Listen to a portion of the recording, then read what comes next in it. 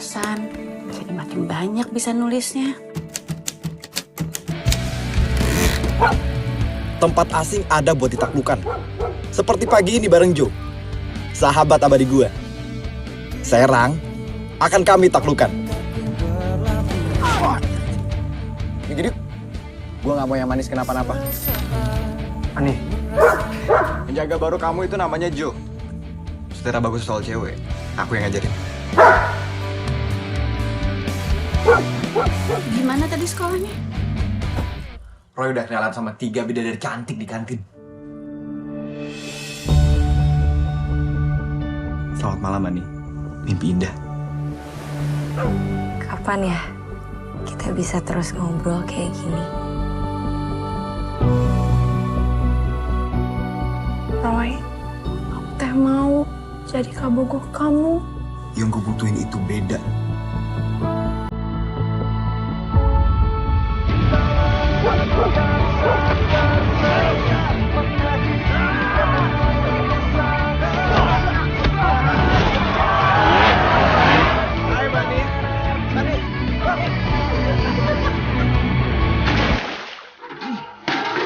Udah lupa janji kamu mau jadi penulis ke papa? Mau diganti aja itu tinta pakai alkohol gitu. Terus sekarang saya mesti ngapain, Pak? jawabannya ayah di dia. Kalau catatan salah tinggal di tip X. Tapi kalau hati cuma bisa pakai maaf. Laki-laki itu harus pergi, tapi juga harus pulang. Apa sebenarnya tujuan gue dilahirkan? Apapun itu, gue harus curahin semua gelisah. Siap, terima kasih Mas Aris. Selanjutnya boleh tepuk tangan dulu, silakan. Selanjutnya Abizar, silakan boleh dijawab. Ya, untuk pertanyaannya banyak banget hal-hal yang berat bagi gue di film Brothers Roy ini karena ini menjadi pertama kalinya untuk gue nge-lead sebuah karakter di film, dan ini bukan film ecek-ecek, ini Brothers Roy gitu loh yang banyak banget penggemarnya dari tahun 80-an. Gue harus mengajak ketertinggalan gue harus lebih mengerti tentang acting itu apa gitu, dan gue harus bisa menyamain kedudukan gue bersama teman-teman gitu. Itu yang menjadi challenge banget buat gue. Dan untuk adegan fighting ini seru sih karena kita untuk latihan fightingnya aja kurang lebih 1,5 bulan gitu. Kita sehabis kita reading, kita selesai reading, kita ada workshopnya sendiri, kita ada latihan fisik. Setelah latihan fisik kita lanjut latihan choreo fighting yang mana itu banyak dan kita hafalkan semua gitu. Banyak banget keseruan-keseruannya gitu, dan ditambah dengan adanya workshop fighting ini menurut gue nambah chemistry antara pemain gitu, karena kita seru-seruan bareng, ada yang cebur ke kolam renang, ada yang HP-nya hilang, ada HP-nya rusak basah gitu, dan banyak hal lainnya gitu. Oke, siap, terima kasih. Selanjutnya silakan, boleh Pak, boleh berdiri, sebutkan nama, media dan pertanyaannya. Ya, halo sebelumnya, terima kasih saya Diva dari Siniris ID. Saya ingin bertanya, sebelumnya saya sempat menghadiri Jakarta Film Week di Oktober lalu, dan kebetulan saya melihat tulisan salah satu narasumber dari tim Balada Sirai, dan katanya Balada Sirai itu sempat dikabarkan kena kutukan. Jadi akhirnya Balada Sirai itu berhasil mematahkan kutukan itu. Pertanyaannya, apakah benar adanya kutukan itu, dan apa sih mungkin rahasia atau fun fact di balik akhirnya kesuksesan dari film Balada Sirai ini dan berhasil diputar pada Jakarta Film Week dan sebagai opening. Selain itu juga berhasil tampil di JAV dan juga beberapa festival lainnya. Dan juga kalau boleh nanya lagi. Boleh satu lagi silakan.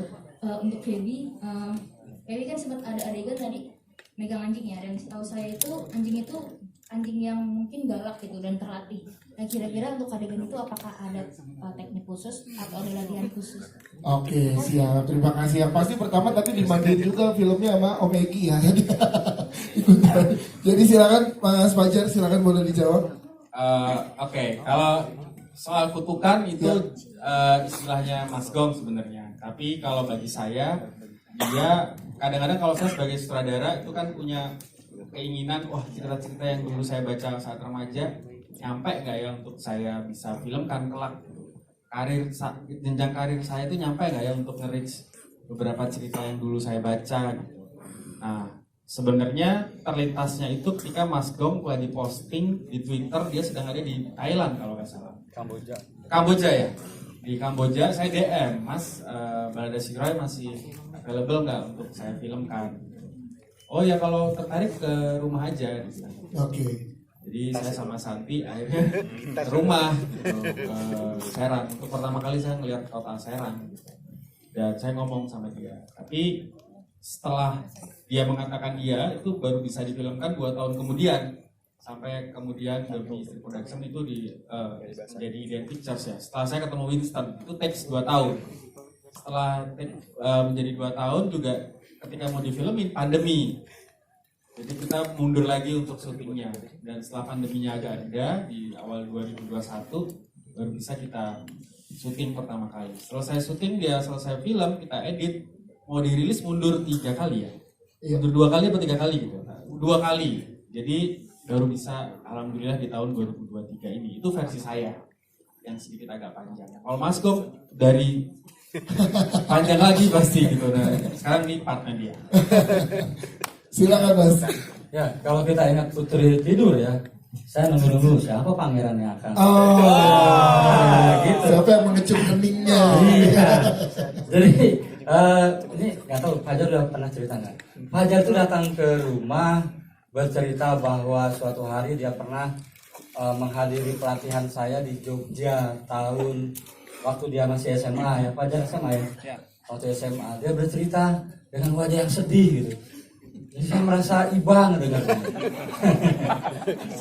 Jadi dia bilang begini, waktu itu Mas saya datang ingin ikut pelatihan. Jadi dikasih tahu nggak kenapa persoalannya? Jadi saya udah baca Miss Golagong kan di majalah Hai itu. Suatu hari dengar kabar di Jogja bahwa Golagong akan isi workshop di Kaliurang. Ada pendaftaran dan komunitasnya disebut tadi. Ada komunitas eksklusifnya lah gitu yang bayar. Jadi saya menyamar seolah-olah menjadi member komunitas itu untuk hanya ketemu Mas Gong. Wah, ini mau ketemu si Roy. Pas ketemu di kelas itu akhirnya ketemu kan di deket gitu kan, mau nanya atau mau apa, mau terpesona gitu, panitianya mendapati saya menyelundup.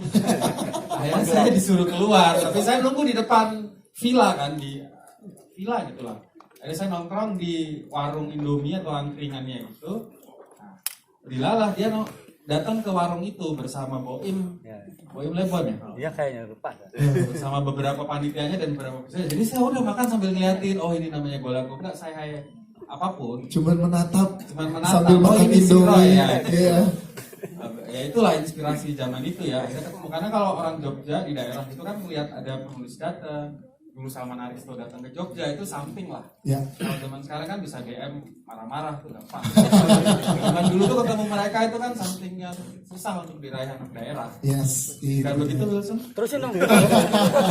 Terusin dulu Mas Gong. Jadi dalam agama saya Islam kalau ada tamu ya harus saya hormati.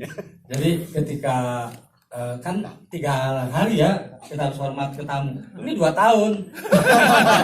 Jadi ketika Fajar sama Santi datang, saya nih anggap nih kayaknya ini dia nih apa yang akan mencabut, karena dia serius. Keseriusannya tampak ketika memutuskan Abijad. Jadi saya sama istri itu udah sabar aja. Kalaupun tidak jadi, saya tidak rugi apa-apa. Tapi ketika dia, Mas ini yang jadi Roy, Biowan dulu. Udah diceritain belum? Udah. Buka semua Mas Gong hari ini. Gak apa-apa ya Biowan. Jadi waktu yang disodorkan Biowan, saya sebenarnya saya menolak dalam hati. Tapi barangkali ini aspek komersial. Ya nggak boleh, Biowan cakep kan, buat Roy kegantengan dan terlalu glowing. Pasti ini ya, terus ya. Mas Gong. Nah tapi saya masih menganggap ini kutukan nih, kayaknya kutukan nih. Apalagi lama tiba-tiba dikirimlah foto Abijad. Foto Abijad. Nah saya sama Tias merayakan, wah cabut nih kutukan. Roy nggak jadi batu. Abijad. Kenapa saya merasa Abijad itu melepaskan kutukan? Karena bapaknya sobatan sama saya. Jadi saya merasa apa Ustadz Jeffrey itu hadir, gue nggak jadi main film lo, anak gue ya. Gue jadi sedih. Tepuk tangan untuk Mas Gong. Siap, terima kasih. Tadi selanjutnya, Mas Fajar ada mau ditambahkan silakan. Yang kedua apa tadi? Ke Feby ya. Iya, ke Feby. Silakan Feby gimana? Adegan dengan Joe. Iya, silakan. Beradegan dengan anjing gimana? Padahal gue udah ngalusin loh, Bi. Dengan Joe. Lebih glowing. Pertama-tama aku sendiri emang I'm a dog person, jadi emang aku suka banget sama anjing, jadi untuk main sama teman-teman media O-nya boleh diartikan sendiri ya, karena mau dari teman-teman yang lain beda nih. sama binatang anjing aku senang banget. tapi kalau misalnya sama Joe itu aku sama Abi, jadi selain kita reading sama teman-temanku, aku juga Sama teman yang lain. selain kita dapetin chemistry sama teman-temanku, kita juga dapetin chemistry sama Joe. Kita tuh latihan sama anjing terus. Jadi sebelum reading, jadwalnya sebelum reading aku latihan sama Joe. Terus abis itu baru kita reading, abis itu baru yang cowok-cowok mereka semua fighting gitu. Dan setiap hari kayak gitu. Jadi prosesnya ya itu sebulan setengahan kita emang kayak latihan main anjing terus. Main bersama Joe ya, bersama anjing yang berperan sebagai Joe. Ya, jadi Feby bermain bersama anjing yang berperan sebagai Joe gitu ya teman-teman ya. Oke. Bersama Joe. Ya, terima kasih Feby. Oke, silakan. Soal anjing. Soal Jadi anjing. gini, kenapa ada anjing Joe? Di dalam sastra itu ada perbandingan begini. Jika ingin tokohmu kelihatan cantik dan ganteng, pasangkan dia dengan binatang.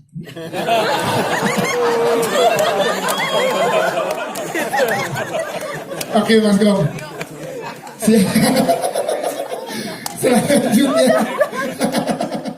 Selanjutnya Mas, boleh silakan nama, media, dan pertanyaannya.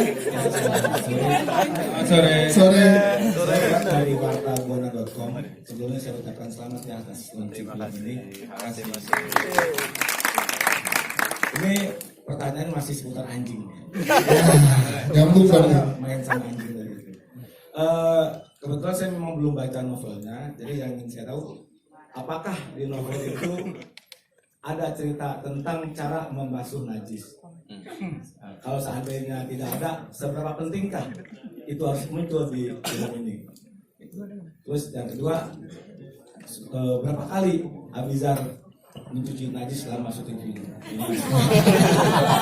Jadi pertanyaan tadi yang belum baca novel, jadi pertanyaan akan ada muncul mungkin di teman-teman penonton. Ya, memang ini menjadi topik diskusi saya sama Santi dan Mas Aris dan juga Belagong ketika kita akan mengadaptasi novel ini. Novelnya, source aslinya ditulis tahun 80-an, di mana society kita masih sangat terbuka. Kemudian di era ketika filmnya sedang dibuat, society kita sudah berubah lah gitu situasinya. Dan sebagai kreator, saya punya kesadaran untuk oke, ini pertanyaan anak-anak sekarang dan penonton pasti emang boleh ya orang Islam punya anjing. Nah, pertanyaan itu sebelum penontonnya mikir begitu di bioskop sudah ditanyakan sama Ani. Emang boleh ya kita punya anjing? Karena pasti anak saya nanya, ponakan saya nanya hal yang sama. Jadi sebelum mereka bertanya, tokohnya dulu akan bertanya di situ. Dan akhirnya film menyesuaikan dengan society-nya ketika dibuat dan ketika akan rilis. Jadi bahwa saya bertanya kepada beberapa ustadz ya, sebenarnya anjing itu oke-oke aja kalau difungsikan sebagai penjaga rumah. Dan saya dia bilang, ya ini titipan dari bapak untuk menjaga rumah. Si Roy bilang begitu. Karena society-nya udah beda, makanya ini alih wahananya kan sudah sangat panjang ya. Gitu. Kalau berapa kali dia membasuh apa tadi najis ya, Abizar sih. Nah, saya juga melihat Abizar ketika memilih Roy melihat YouTube-nya dia dengan ibunya di Turki sedang mengelus-elus anjing liar. Jadi topik pertama saya dengan Abizar kita ngobrolin peran ini adalah oke, gimana sikap lo terhadap anjing? dan dia dari video itu sudah ketahuan bagaimana sikap dia dan sikap ibunya ya gitu. Jadi everything sudah seperti itu tadi. Oke, siap Mas. Bisa tambahin? Kami siap, silakan. Untuk berapa kalinya mungkin saya udah lupa ya. Tapi yang pasti sempat minta ke tim talent koordinator untuk setiap hari disediain tanah karena lumayan penting kan bagi gue juga. Jadi setiap ada scene sama Joe sama anjing, gue selalu minta tanah itu. Ya gitu. Cuman hitung berapa kalinya nggak tahu. Sangat detail ya. Itu catat ya satu. Lumayan itu. Iya. Oh iya masih. Jadi harus dihitung. Baik, terima kasih. Kita ke teman-teman cast yang ada di belakang. Tadi kan teman-teman yang di depan para cast udah menjelaskan Balada Zero itu seperti apa gitu ya. Kalau menurut teman-teman nih para pemain yang ada di belakang, boleh sebutkan 3 hal tentang Balada Zero masing-masing apa sih? Dimulai ya dari Jordi katanya. Dari yang paling siap. Jor, 3 hal apa tentang Balada Zero menurut masing-masing pemain dari teman-teman? Silakan. 3 hal tentang Balada Zero versi gue ya. Yes. Kehilangan, menemukan, cinta. Oh, Jordi, terima kasih. Selanjutnya, boleh Omara, silakan. Berdiri boleh biar selanjutnya. Hai semuanya, terima kasih sudah datang. Menurut gue, Balada Zero ini bagaikan kitab untuk sebagai rakyat ya. Kita tuh bagaimana filsafat. Satu. Kitab sebagai rakyat. Ya, yang kedua, nggak apa kan? Nggak apa boleh. Cuma 3 hal. Ya udah. Iya. Yang kedua, ini sebenarnya gimana kita menjadi manusia ya, maksudnya dalam Indonesia setidaknya. Dan yang ketiga, ini refleksi akan negara kita sih.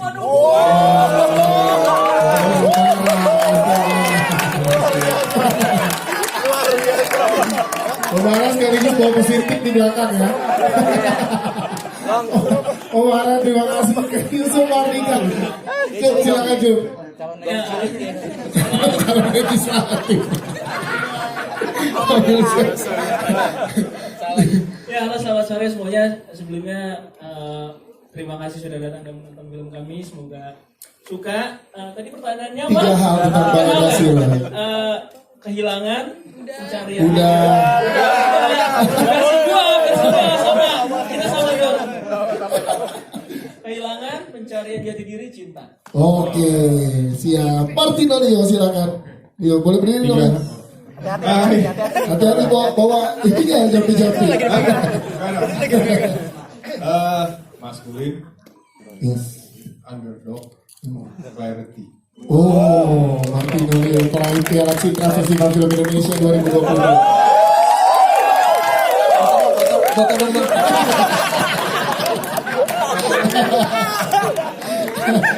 Wafda, silakan Wafda. Terima kasih teman-teman sudah hadir. Saya sebelumnya mau berterima kasih sama Mas Fajar. Saya orang Batak. Belum pernah dipercaya. Jadi pemeran Batak baru di sini ya. Baru di sini Mas. Terima kasih. 3 hal buat saya Balada Zero: hangat, dekat, sedikit nakal. Hangat itu Balada Zero apa lu? Hangat, dekat dan sedikit nakal. Marcel Darwin silakan. Boleh berdiri. Halo, saya Marcel Darwin. Saya mau ucapin terima kasih udah datang pada hari ini. Dan 3 hal menurut saya. Ya kok katanya jatuh. Karena saya ceritanya jadi penjual beli motor. Ya. Jadi Kojuna. Ya. Intinya adalah kalau 3 hal pertama harus kang tahu. Ah. Ada cuan kalau bisnis. Yes. Kalau ada rezeki nggak boleh ditolak. Harus bisa tepatin janji. Iya, terima kasih. Tantang Ginting terakhir. Ya terakhir. Terakhir bawa dulu. Pare dulu. Tantang Ginting terakhir. Save for the best kita. Lucu nih. Pare bawa dulu. Nah, kalau Fahri biasanya dibuka dengan pantun. Betul. Ini dia Pare ngomong. Bet.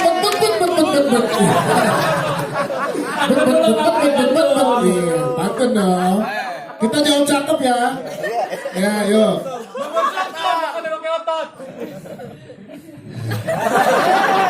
Coba balik badan dulu apa setelah belakangnya? Nggak Pak? usah ya. Wah, silakan. Belum, tenang. Bubur sumsum, makannya sambil main layar. Cakep. Assalamualaikum kesayangan. Ya. 3 hal Bala menurut lo apa? Silakan. 3 hal. Yang Cakep. pertama, Oh, nggak pantun lagi. Nggak dong. Pantun lagi. Ya, kalau menurut gua kesetiaan. Cakep. Nggak pantun juga. Kesetiaan, pertemanan dan perjuangan kalau menurut gua. Kesetiaan, pertemanan dan perjuangan. Siap. Terima kasih. Mas Aldo, silakan. Ya, ini takut ada yang berantem ya. Halo semuanya, terima kasih sudah datang. Apa tadi? 3 hal. Iya.